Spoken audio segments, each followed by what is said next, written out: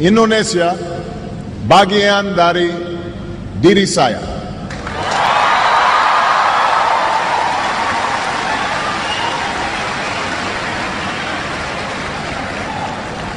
I first came to this country when my mother married an Indonesian named Lolo Sutoro.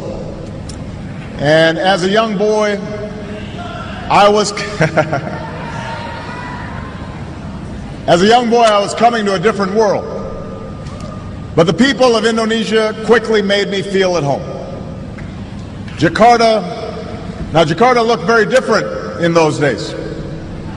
The city was filled with buildings that were no more than a few stories tall. This back in 1967, 68, most of you weren't born yet.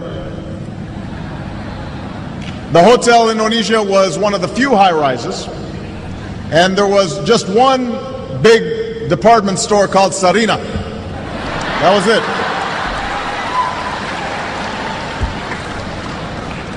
Becaks and Bemos, that's how you got around. They outnumbered automobiles in those days. And you didn't have all the big highways that you have today.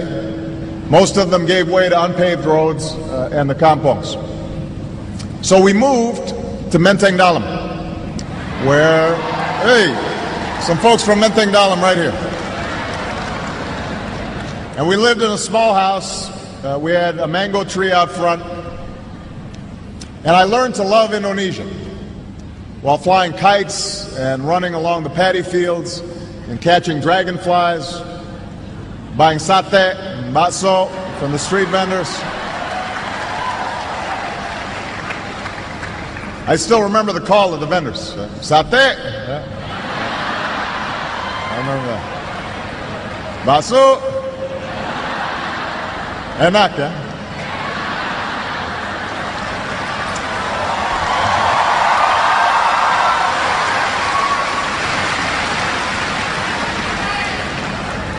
But most of all, I remember the people. The old men and women who welcomed us with smiles, and the children who made a foreign child feel like a neighbor and a friend, and the teachers who helped me learn about this country.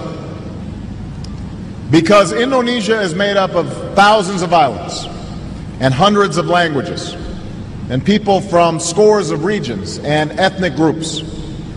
My time here helped me appreciate the common humanity of all people. And while my stepfather, like most Indonesians, was raised a Muslim,